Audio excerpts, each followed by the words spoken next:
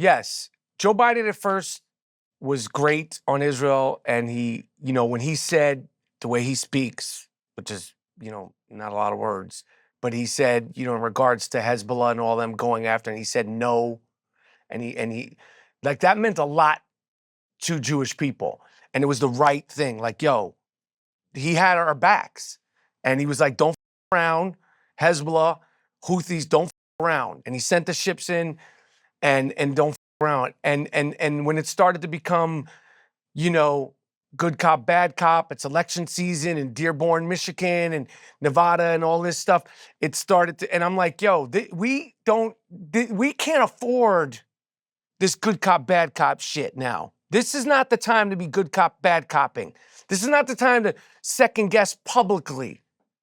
Yeah. When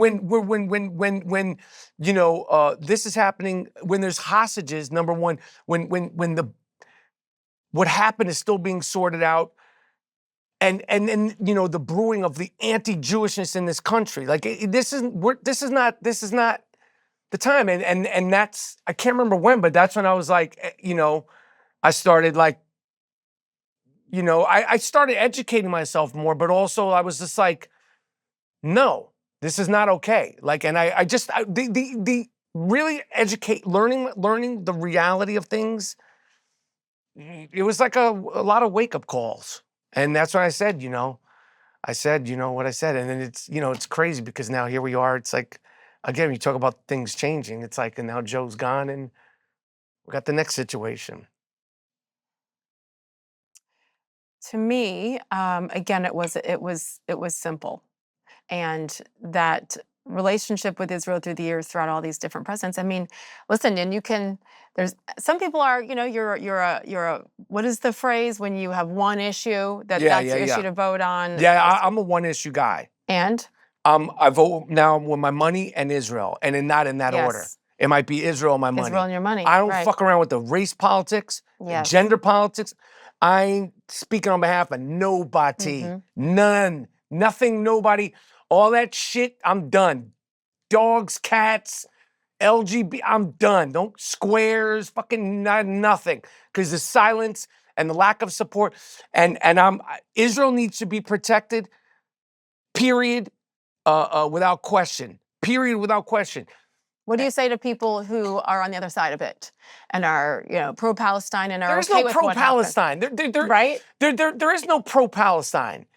There is no, there's pro-innocent people. But to say pro-Palestine the way it is now, the leaders of this place, Gaza, the leaders of Hamas, they don't give a fuck about the civilians of that place. So if you're saying pro-Palestine, you need to say, if you're saying free Palestine from Hamas. That's it. Like these are not. There's like in order to take that kind of stance, you should at least understand what and who you're thinking. And these people don't need a hug. They're not just upset. This wasn't a temper tantrum on October 7th. This wasn't just a little, a poo-poo party. This was a genocidal. When they say from the river to the sea, they want us all gone. Yes. There's no two-state solution. There's no negotiating.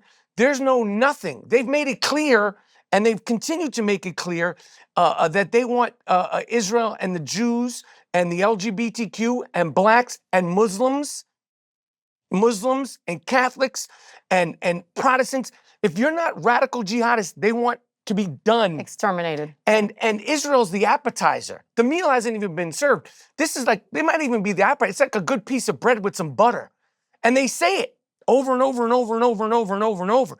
Me, just weren't listening and thought it sounded like some crazy person on the corner. Oh, this guy's, no, this ain't a crazy person on the corner. They've been saying it. And then after they did it, they keep saying it. And they're continuing to say it.